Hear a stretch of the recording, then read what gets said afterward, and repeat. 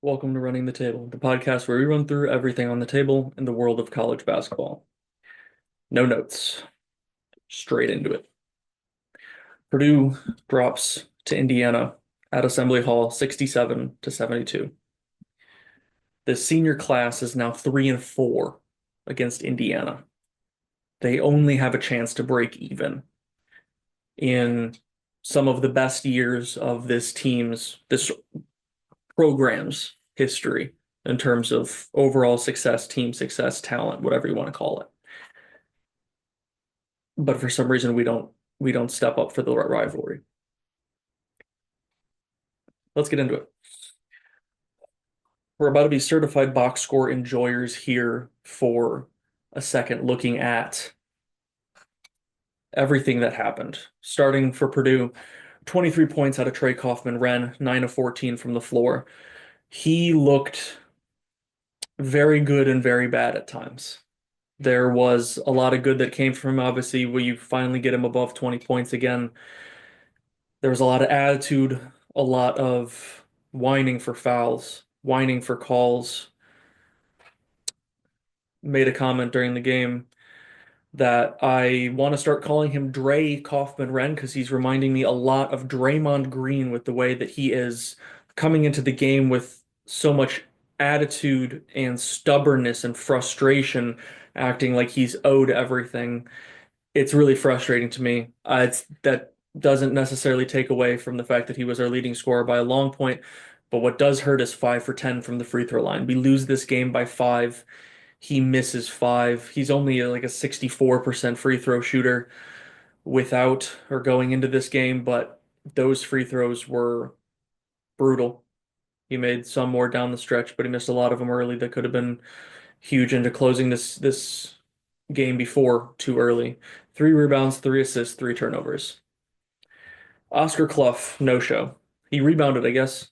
He rebounded. 2 points, 1 of 4 from the floor, 0 for 1 from the free throw line, 6 rebounds, an assist, 3 fouls. So still getting in foul trouble. Couldn't find his success from the post when they weren't doubling him. Sam Alexis did pretty good job of guarding him in the post when he was on him. I don't know what happened to him. He, I guess it's the difference between Big Ten play and otherwise, but he looked pretty good to start Big Ten play too. Oscar Clough does not look like the same big that we just talked about. That was one of the most efficient scorers in all of college basketball. Was the most efficient scorer in terms of field goal percentage up until recently, and obviously 1 for 4 is not going to help him here. CJ Cox, 8 points, 3 of 4 from the floor, 2 of 3 from three, 3 rebounds, a steal. Wish we would have gotten him going more. Wish we could would have gotten him involved more. Obviously, looking at the box score, it looks like we should have just gotten him more shots, but he was on the floor for 28 minutes and only found 4 shots. That's not great in its own right, but some of that was just the nature of him not being a big time ball handler in this offense most of the time.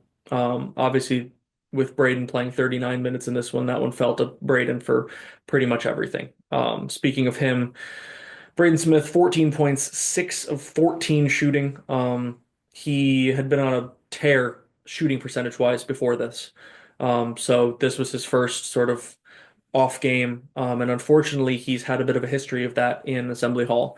So as much as I wanted him to take over and go off, I had it in my head going into this one that that might not be the case. And unfortunately, it was those shots that didn't fall. 2 for 8 from three. So there's 6 3-point misses there when he's been shooting 50 plus percent in Big Ten play. Um, those misses were huge, both late and just throughout the game. Various shots that I think that he obviously can make. He definitely shot some tough ones later down the line when he felt like he had to take over, but he missed a fair amount of open ones. But 5 rebounds, 5 assists, 4 turnovers, 2 steals. 4 turnovers hurts. I think we got to start talking about Braden's turnovers in the clutch. Hadn't mentioned that in some of the previous recaps. Um, I can't remember off the top of my head if Illinois, if he had a major turnover um, towards the end there, but UCLA he had two in the final couple minutes that were massive in Purdue losing that game. Um, those four turnovers here were, I mean, they all seemed crucial. Problem is most of his turnovers are live ball turnovers. He might have had one or two of the four. I think maybe just one that was a dead ball turnover that ended up going out of bounds. But um, yeah, every possession in this game mattered, and those four turnovers just felt crushing every time that it happened. Wrapping out the starting lineup, Fletcher Lawyer, 32 minutes, 8 points, 3 of 10 shooting, 2 for 6 from three. We got him back to 33% from three. Fletcher going into this had two straight games in Assembly Hall where he did not miss a three. If there was any game for him to come back and remind you of the elite three-point shooter that he is or is supposed to be, this was supposed to be the game. It was not 3 for 10 from the floor. Every shot that wasn't a three, other than that one lone field goal that he made that wasn't a three, um, the rest of the ones that he missed, I don't like Fletcher Lawyer driving to the basket. He's got a good off-legged floater when he's able to get that position, but when he gets downhill to the basket, it is a prayer for a foul and throwing it up at the backboard. Multiple of those this game. One of them, sure, he drove and lost his footing. I originally thought that he slipped. Looking back at the replay, he stepped his foot too far out and couldn't get his legs underneath him and just fell. Um, he's got to figure it out. Braden and TKR sort of kind of mostly held up their end of the bargain for this big three. Um, and they are not a top 15, top 10, top 20, top 25 team when Fletcher Lawyer can't shoot the ball. I've said it before, I'll say it again. He is a three-point specialist. When he is not making threes, he's not worth putting out there. And that is really tough for a senior that with as much experience as he has, with as much leadership, we know he is arguably the best vocal leader on this team. Um, it hurts to watch him out there when he's not hitting threes. Going to the bench, Daniel Jacobson, 3 points, 1 for 2 from the floor, 1 for 2 from the free throw line, 5 rebounds, an assist, a turnover, a steal, 2 blocks. He had a lot of stats for 13 minutes, not a lot of points. He may only have one turnover, but it felt like he could have had three or four. There may have been a turnover or two. There might have been a turnover or two that applied to either Trey or Braden that could have very well been Jacobson's because he is so not strong with the ball. His presence on the floor, other than being a supporting shot blocker, breeds weakness. He can't defend the post. It was Reed Bailey, another guy we talked about in the UCLA game, Xavier Booker, not known for having success in the post, not known for succeeding well at finishing at the rim, over shot blockers, over defenders, dealing with physicality. Both of them took it to Jacobson and just scored right over him like it was nothing. If Jacobson's going to be a successful center next year and in the future, and if he wants to make it to the NBA, which I know that with his shot blocking capabilities, everyone talking about his athleticism as shot blocker, if he doesn't build strength, he's never sniffing the NBA, much less the G League, because you'll have guards that will put their shoulder and go through him and finish over him. That is unfortunately the lack of strength that he is at least showing right now. Whether he has it or not, I don't know. He's 255 pounds or something like that. What are you again? Daniel Jacobson, 7'4", 250. 7'4", 250. He looks 7'4", 195 with the way he plays, but I won't keep going about that. Behind him, Omer Meyer, 7 minutes, 2 points, 1 for 2 from the floor, 0 for 1 from three, one rebound, one assist, one turnover. We didn't play him much. He had a mid-range jumper when he was in. Um, he looked pretty decent on defense. The couple of possessions I remember watching him, I think his on-ball defense has improved. But with Braden playing 39 minutes, there wasn't going to be too many minutes for him unless we sat Lawyer more, which we did not do in this one like we had in others. Moving past that, Jack Benter, still one of the sole highlights of this team effort-wise. Another game, another attempted charge that I don't know what Jack Benter needs to do other than stand there for 3 seconds before someone hits him for him to get a charge called. Um, the one on the baseline in this one, I legitimately maybe if I went back and watched it in live time and slowed it down to 0.25 speed, maybe he didn't get his feet set before Wilkerson took off. That was the one where Wilkerson took that insanely hard fall. Um, maybe he didn't get his feet set before he took off, and that's what makes taking charges so much harder now, is you have to have your feet set before they even take off, not before they hit you. But he played 18 minutes, 5 points, 2 of 3 from the floor, 1 for 2 from three, 6 rebounds, tied for our leading rebounds with Oscar Clough, our supposed best rebounder in the country, plays pretty much the exact same amount of minutes as him. Benter gets a key offensive rebound late to give Purdue a chance when we were desperately trying to get buckets to cut the lead to a possession or to tie the game. Again, I wish we could have found ways to get him more shots. I wish we would run more sets for him like we do for Lawyer. I get that even Benter has been struggling from three a bit recently after his tear to start the season, but he still looks like a more confident shooter than Lawyer does. I will say, running back to Lawyer for 1 second, the one thing I did not mention, I don't know what would have changed in this game, but it is a significant thing to say that Nick Dorn ran through a screen on a side out of bounds play or baseline out of bounds play where Fletcher Lawyer drained a three in the right corner that would have been his third three of the game that they called off because of the foul. We run the out of bounds play again. Lawyer gets another three on the same sideline. This one a bit more fading, and he misses. Looking at how close this game is, that could have been massive. It could have been nothing, but that really hurt. And I wish that it would have been more bang bang, that they would have been able to count the basket. But um, unfortunately, it did happen before he got that shot off and before he was in the shooting motion, maybe even before he caught it. But needed to mention that while that was on my brain. But love Jack Benter. Glad to see he's getting almost 20 minutes a game now.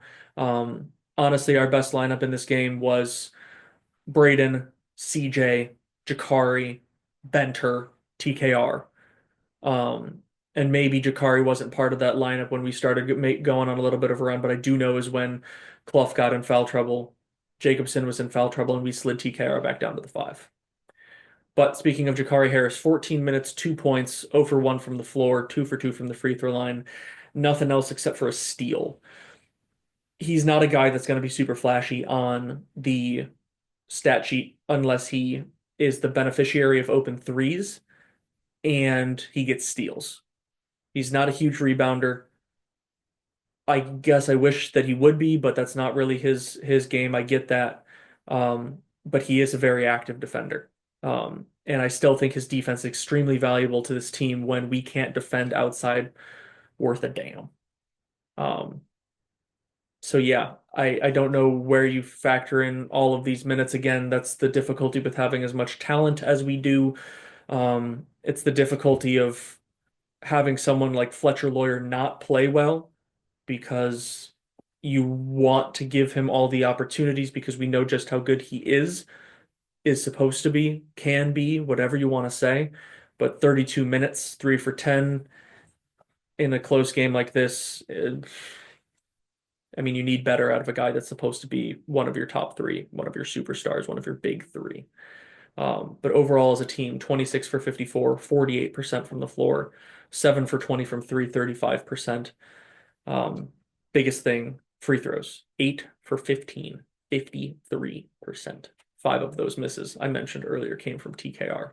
1, 0 for 1 from Clough, 1 from Jacobson. He was 1 for 2. Um, Free throws are huge. Free throws and turnovers. That's what decides close games, right? Free throws, we couldn't knock them down. They did.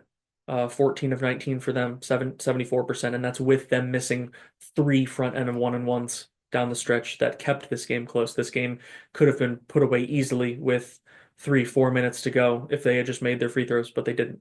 But team rebounding, 33 to 28 in favor of Purdue. Congrats, you out rebounded a starting front court of Sam Alexis and Tucker DeVries, who neither of them can are supposed to be able to rebound worth anything, and we let Tucker DeVries get 10 rebounds.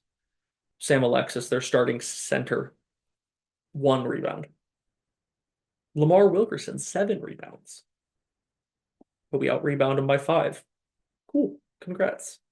9 offensive rebounds to their 6, 22, 4 defensive rebounds to their 22.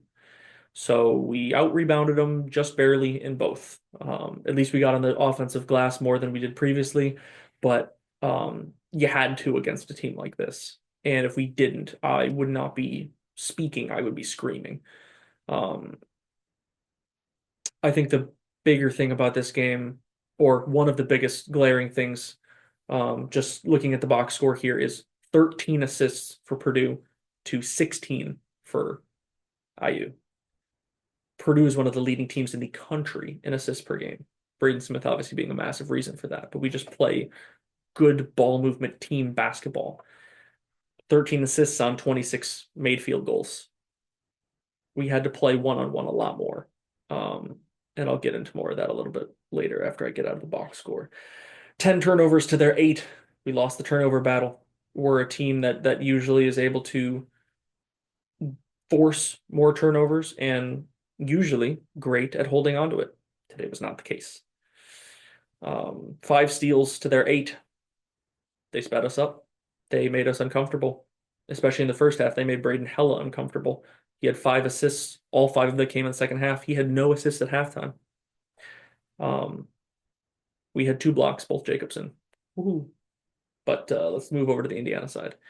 I won't talk about every single one of their players because that would be too long for me to talk about this basketball team. But Lamar Wilkerson, 36 minutes, 19 points, 7 of 18 from the floor, 2 for 9 from 3, 3 for 4 from the free throw line, 7 rebounds, 3 assists, 3 turnovers. Biggest things, 7 for 18. You made him shoot a lot and he didn't shoot that well. That's good. That's probably why they only had 72 points. If he got hot, this game would have been over a lot earlier, and he was shooting the ball well to start. So I got nervous there, but he cooled off from 3, only 2 for 9. But you clearly let him score elsewhere. I mean, he still ends up with 19. And also 7 rebounds. 7 rebounds for Lamar Wilkerson. How many rebounds a game does this guy average? He's 6'6", cool, but he shoots from the outside. On the season, he's averaging 3.2 rebounds a game. 3.2. And he just gets 7 this game because guess what? He wanted it more. They wanted it more. Speaking of wanted it more, he's not their second leading scorer, but he is second in wanting it more. Tucker DeVries, 35 minutes, 9 points, 3 of 7 from the floor, all of them coming from 3. He missed both of the front end of his free throws despite being a fantastic free throw shooter on average. 10 rebounds.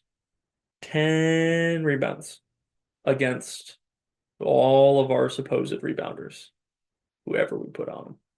He wanted it more. Tucker DeVries wanted it more. Tucker DeVries wanted it more. Lamar Wilkerson wanted it more. Connor Enright wanted it more. All of these guys who are first year in this rivalry wanted it more than fourth year seniors who have played in 6 of these games going into this and were 3-3 and knew that if they didn't win this game, they had no chance of finishing this rivalry with a winning record. Now they have the chance to go 500 when they were ranked in, I believe, every single matchup. Unless we're not ranked by the time that we face them again, which at this rate, who knows? But 10 rebounds, 3 assists, a turnover, 3 steals, and a block for DeVries. Hadn't even gotten that far. 3 steals and a block for Mr. Tucker DeVries, Mr.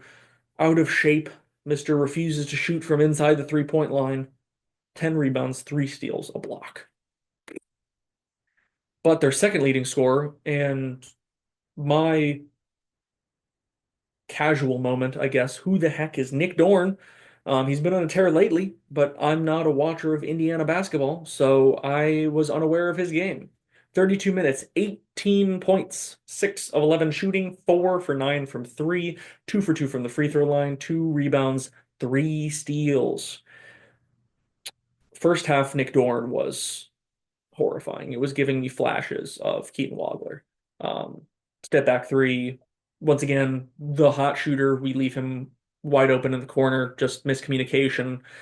Um, we're lucky that he cooled off a bit in the second half, and I guess we stopped giving him as open of shots. So good on them for that, but it's too easy. Connor Enright played all 40, only had 8 points on 2 of 5 shooting, 2 of 5 from three. I guess all of them were from three. 2 for 2 from the free throw line, 2 rebounds, 8 assists, 3 turnovers, and a steal. Wanted it more. Wanted it more. He hit that dagger three and then promptly knocked down both free throws at the end to officially put it entirely out of reach, something that Tucker DeVries could not do, despite him wanting it more. He choked those free throws. Connor Enright said, "Not me." Um, he may not have been a super big presence on the scoring side of things, but I mean, 8 assists and those key moments, you can't ask much more from a point guard who, by the way, I think shoots like 33% from three, goes 2 for 5 in this game. So once again, stepping up in big games, something that we, or let me just say, stepping up in rivalry games, something that we won't do, can't do, haven't done, whatever you want to call it. They got some decent buckets from their bench or decent presence from their bench. Reed Bailey has 9 off the bench, 3 of 4, shooting 3 for 5 from the free throw line, 2 rebounds, an assist, and a turnover. Um, Another guy that should not be able to get much of anything going inside on our front court. Didn't seem to have much of a problem. Josiah Miles, 15 minutes, 5 points, 1 of 3 shooting, 1 of 2 from the 3 point line. Yeah, you know the guy that shoots 16% from three? Yeah, he'll make one because it's a big game because they stepped up for it. We didn't. It wasn't big enough for us. I don't know what to tell you. Overall, 23 of 50, 46% from the floor for IU. So 26 of 54 for Purdue, 23 of 50. We make more shots. We shoot more shots. We shoot slightly better percentage. We go 7 for 20 from three. They go 12 for 33. So trading threes for twos. Was worried about that. Sleepers Media, shout out them. I had this section in the UCLA recap where I kind of bashed some of Greg's takes, but Greg put it personally in this one. This is a matchup where it could get dicey, and it did if you want to trade twos for threes and you let the wrong guys get hot. And Tucker DeVries got a little hot, and Nick Dorn got hot, and Lamar Wilkerson wasn't necessarily hot from three, but certainly didn't have problem scoring. Everything that could have made it a difficult game for Purdue, they did, including making things difficult on defense, which they should not have been able to do, including being able to make this rebounding battle a close one, which they should not have been able to do. 28 rebounds as a team to produce 33. We mentioned that earlier. 16 assists to produce 13. We mentioned that earlier. They only had 8 turnovers to our 10. What I say, turnovers and free throws. 53% for us, 74% from them. Check for the Hoosiers. 10 turnovers for us, 8 turnovers for them. Check to the Hoosiers. And what do you know? W Hoosiers, L Oilers. Third and final check for them. Yeah. So though that is our certified box score enjoyer moment from the game itself. Just watching it, Braden got thrown off. Braden definitely got thrown off, especially in that first half. They did a good job of defending ball screens, making it difficult for him, making it difficult to facilitate. Caused a few of those turnovers early, and it certainly knocked our whole offense out of whack and started making us just go straight into the post. We stopped running our ball screens because they weren't really working. Um, and we only had, what was it, 20, 29 first half points because of it. Um, We were down 11 at half because we could not find our offense without the pick and roll. And we decided to try to go inside, and that wasn't working. Clough clearly could not find any success down there. TKR in the first half really wasn't finding much success down there either because they were either making him uncomfortable and pushing him off his spot or again doubling, and he had the occasional good pass out of the double. Um, but they just took the wind out of our sails entirely. Second half obviously was a bit of a different story. Um, but the problem was it was too little too late. By the time we switched it up and we found success, it was put TKR at the five, put shooters around him, go ball screen action, spread the floor entirely, and go back to what made TKR an All-American last year and pick and roll, short roll into the lane, dish down, floater, drive for a layup, traditional post move, whatever it was. It's what got Braden a couple of his assists late. It's what got TKR over 20. Um, again, shout out Sleepers Media. Uh, they also said if this is a game as much as any to go slide TKR at the five and put shooters around him. And what do you know when we do that, it works. And what do you know when we try to go the two big lineup, it's clumsy, it's boxy, it clogs the lane. It makes it so that it was easier to double the post because they could double off of either Clough or because Clough was in the dunker spot, they could double off elsewhere and split between Clough and somebody else on the far side. So another thing that I wish we went to earlier. I'm confused why it seems like Purdue's game plans are so spotty recently. That's never been something that I've ever felt like I needed to worry about for Purdue basketball. But the game plans were not good.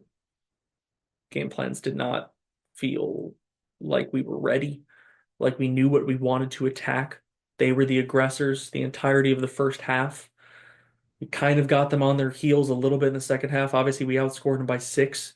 We got the game all the way down to 2, but it's too little too late. And at least in the other games, when we adjusted late, we had kept ourselves in the game until we made those late adjustments. We were in this game until a minute and a half left. It wasn't within reach. We were playing from behind the whole time. When you enter a hostile environment, rivalry game or not, you have to be the first to the punch. You have to be the first to the ball. You have to be the aggressors. We sat back and let them rule the way this game was played for the entirety of the first half, and it put us down 11. It put us to one of our lowest first half point totals of the season against a defense that is not good. Against a team that before this game did not have a quad one win. They were 0-6 against quad one teams before this. We single-handedly have given them an ounce of tournament resume now. So if Indiana makes the NCAA tournament, we have no one to blame but ourselves because we let this happen.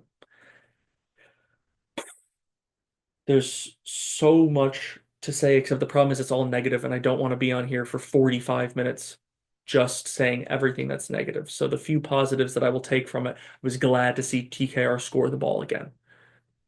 I was glad to see that we cut into this lead because for all of the rest of these games, when things started going bad, it was just down, down, down, down, down, down, down, where either we held a lead and we were slowly slipping it, slowly letting it slip, or it was a close game and we couldn't pull away and then we gave it up in the final minutes. This was one where we faced adversity and at least we punched back. But again, it was too late. There really isn't much positives. This was a game that, again, I know rivalry games, anything can happen in rivalry games. We know this. I've covered these games for the past 4 years now, almost 5. Um, and I've watched it for so much longer. Purdue beat Indiana in many, many games in the 2010s with the theoretically far inferior team talent-wise or record-wise, whatever you want to call it. Well, Indiana's getting their get back now. Um, And like I said, during this time where Purdue has had such great Big Ten and national success, Indiana has been the thorn in our side in the regular season every step of the way. Um, and this really put the nail in the coffin for a really bad stretch. And I sure as hell hope it doesn't continue. I hope that this is the nail in the coffin that leads to the second half resurgence. That even if we can't win the Big Ten anymore, which realistically, with the talent in the Big Ten, we're not sniffing a regular season Big Ten title with 3 losses already. But if this is the loss that springboards this team to regaining that momentum, regaining that fire that led to a 30-point win over an elite Texas Tech team that has proven since then that they very much are that elite team. Well, we sent it to them. We have to find that again. We have to find November Purdue basketball. November Purdue needs to turn into March and April Purdue if we want a chance for this team to really go down in the history books. If we want to give this senior class that has done so much for this program, that has been the forefront of some amazing basketball teams, if we want to give them the proper send off and not yet again talk about the what if. So we got to figure it out. And it's got to start at some point. Hopefully that time is now because I don't know about you. I'm not sure if I can take 4 in a row. And to be able to say that is a blessing as a fan, because that means that we've been playing such good basketball and we're used to such good basketball. We're used to such high expectations. But a fourth in a row would hurt. I don't know more than this because this is about as bad as it gets as a Purdue fan. But looking ahead to close this out, our next game comes this upcoming Sunday at Maryland at 1 p.m. This Maryland team that has been struggling mightily in their first year with their new head coach. They're 8 and 12, 15th in the Big Ten. They are losers of 6 of their last 7. 3, 7, 9. 9 of their last 11 since sniffing anything past November. This Maryland team has been struggling, and we need to get back on the right track. Playing on the road in the Big Ten is never easy, so I'm not going to claim that this is going to be a cakewalk, but we need it desperately. But that's going to be all for me. Um, it's a late night. It's not a great night. Obviously, you can see on the road here from a hotel room. This is my instantaneous reaction to a really tough, really brutal game. Um, let me know what you think. Let me know what this team is now, losers of the last 3, in the comments down below. Man, I really hope we can get back to some winning ways here soon, so I can stop having to have these very difficult, more rant-esque recaps. I want to talk about the fun in Purdue basketball. So much fun that we've seen. So we got to get back to that. But if you want more from us, like, comment, and subscribe. And until next time, I'm out.